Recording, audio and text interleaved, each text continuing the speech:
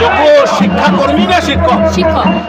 তাহলে আপনি এই যে আগস্টের 31 তারিখ আপনাদের শেষ দিন মনে হয় স্বীকৃত শিক্ষক হিসাবে, তাই তো? মানে একটা মানসিক মৃত্যু পরোয়ানা নিয়ে চলছে, প্রত্যেকটা রাত যেন মনে হচ্ছে 31 তারিখ আসলেই আমার মৃত্যু ঘটবে। কিভাবে কাটাচ্ছেন? ভীষণই দুঃখজনক এবং খুব হতাশাপূর্বক ব্যাপারটা, কারণ ওনারা এই সময়টা নিয়েছিলেন যে সুস্থভাবে পরবর্তী প্রোগ্রামগুলো ঠিকঠাক মতো প্রসেসগুলো কমপ্লিট করে এতদিনে আমাদের সুরাহা করে দেওয়ার। সেই অনুযায়ী আমাদের কোনো তাহলে এরকম মানসিক যন্ত্রণা বা ক্ষোভ বা শেষ দিন বলে যে কথাটা আসছে সেটা আসার কোনো ব্যাপার ছিল না। অথচ আমাদের সিস্টেমের গাফিলতি, সে পূর্ববর্তী সরকারি হোক না কেন এবং পরবর্তী সরকারেরই যে প্রসেস মেনটেন করার যে গতি প্রকৃতি হোক না কেন, তার জন্য এই কথাটা দাঁড়িয়ে আসছে যে 31 আগস্টটা আমাদের লাস্ট দিন এবং মানসিক যন্ত্রণা বা মৃত্যু দিবস হিসেবে এগিয়ে আসছে। অথচ এমনটা হওয়ার কথা ছিল না।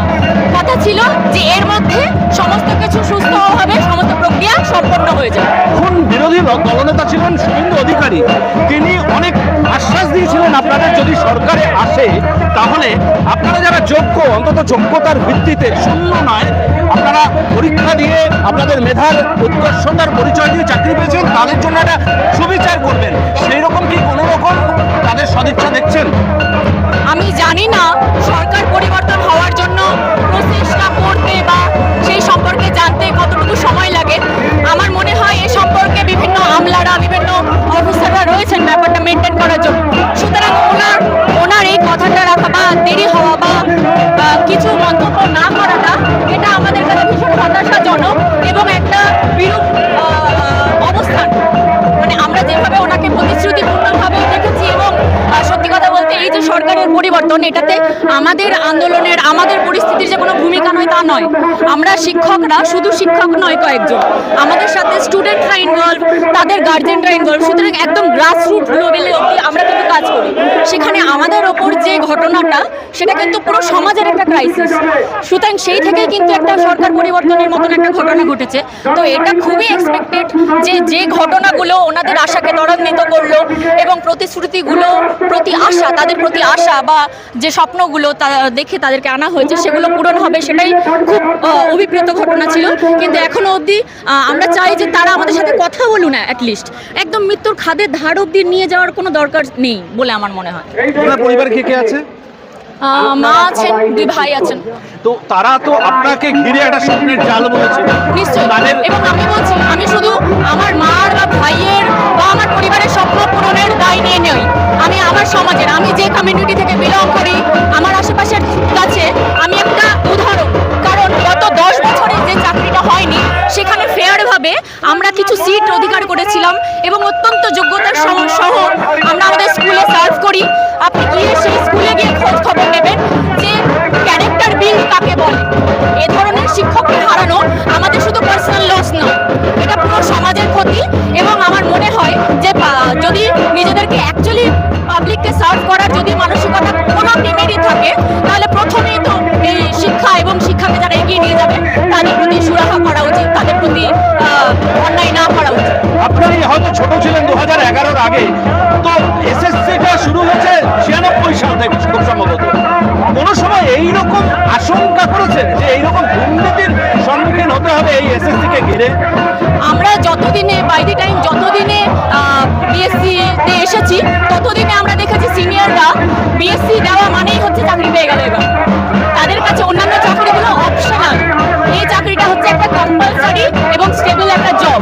ঠিক আছে, তো এই চাকরিটা হচ্ছে আমাদের হাতের সবচেয়ে কাছের চাকরি, যেখানটায় আমরা আমাদের যোগ্যতা দিয়ে ফেয়ারভাবে পাবোই, এরকম একটা ব্যাপার ছিল। তাই জন্য কখনো মানুষের মনে এটা ভাবছিল না যে আমি এবছর পেলাম না, তো আমাকে লড়াই করতে হবে, আমাকে টুকলি করতে হবে, আমাকে টাকা দিয়ে ব্যবস্থা করতে হবে। কারণ আমাদের মাথায় ছিল এবারে পারিনি, আর কদিন পরে আবার নোটিফিকেশন, আবার পড়া। তো আমাদের মধ্যে ওই পড়ার মানসিকতাটা ছিল, যার জন্য সমাজের একটা পুরো সিস্টেম চলতো। হ্যাঁ, যার জন্য কোচিং চলতো, স্টুডেন্টরা ওই হিসেবে সাবজেক্ট নিত, কোন সাবজেক্টে কীরকম পসিবিলিটি, কি পড়ানো তার ইচ্ছে, কি নিয়ে তার এগোনোর ইচ্ছে, এরকম বিভিন্ন ধরনের স্বপ্ন নিয়ে একটা পুরো সিস্টেম চলতো, যে সিস্টেমটা পুরো কোলাপসড।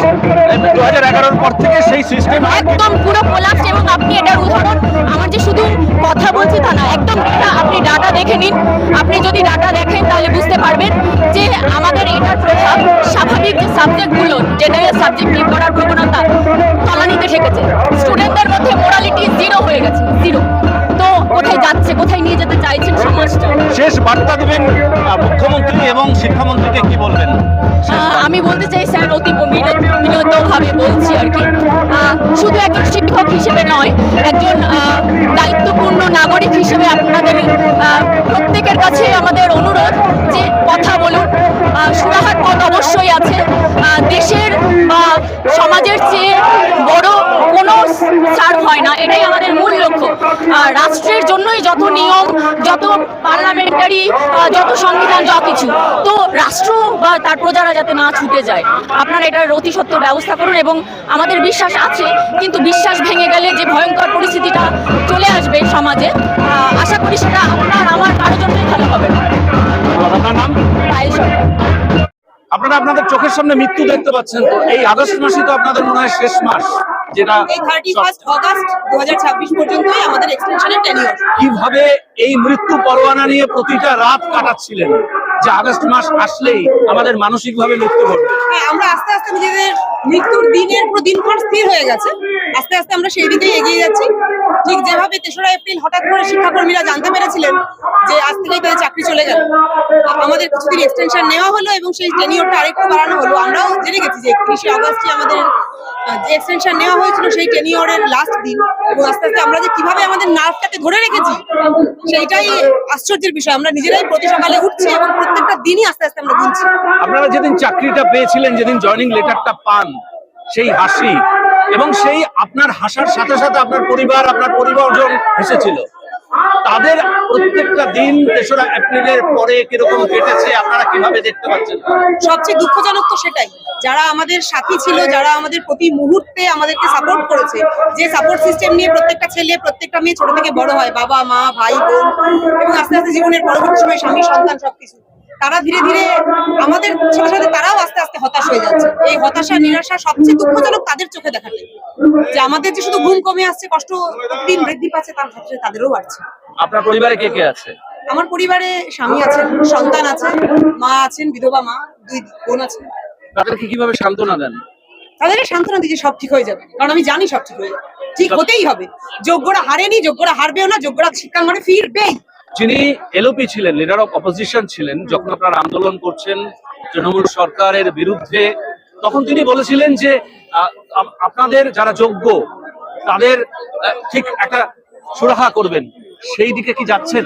হ্যাঁ, আমরা তার সাথেই সেই তৎকালীন যিনি বিরোধী দলনেতা ছিলেন, বর্তমানে যিনি আমাদের মাননীয় মুখ্যমন্ত্রী, তার সাথেই আমরা আলোচনায় বসার একটা প্রস্তাব দিয়েছি। সেই জন্যই আজকে আমাদের সমবেত জমায়েত, এবং আস্তে আস্তে আমরা এগিয়ে চলেছি আমাদের মহা মিছিল নিয়ে। আমরা চাই মাননীয় মুখ্যমন্ত্রী এবং মাননীয় স্কুল শিক্ষামন্ত্রী আমাদের সঙ্গে আলোচনায় বসুন। আপনারা যদি মূলত দায়ী করতে আমি বলি, দায়ী করবেন কাকে এই আপনাদের আজকে অবস্থার জন্য? অবশ্যই পূর্বতন সরকারকে এবং তাদের সিস্টেমেটিক ফ্রডকে, এ তো জানা কথাই। এই যে আপনারা একটা দুর্নীতির শিকার হলেন, প্রাতিষ্ঠানিক দুর্নীতির শিকার হলেন, প্রাতিষ্ঠানিক দুর্নীতি। আপনারা এসএসসি 1996 সালে তৈরি হয়েছিল, তারপরে অনেক এসএসসি গেছে, প্রতি বছর গেছে। কোনো সময় মনে হয়েছে যে এইরকম দুর্নীতির আপনারা একদিন শিকার হবেন? কোনোদিন মনে হয়, যদি মনে হতো আমরা কি এখানে আসতাম? আগেও তো আসবোই না, তার আগে তো এরকম কিছু হয়নি। পুরো খবর কিছু এর ও তার বুঝতে হয়, কিন্তু এরকম সিস্টেমেটিক ফ্রড যার জন্য গোটা একটা প্যানেল বাতিল হয়ে যেতে পারে, এরকম আমরা কেউ ভাবিনি। শুধু আমরা কেন, গোটা পশ্চিমবঙ্গের মানুষই ভাবি। ছেলেমেয়েরা অপেক্ষা করতো, আচ্ছা তোর এবারে হয়নি, পরের বারে হয়ে যাবে।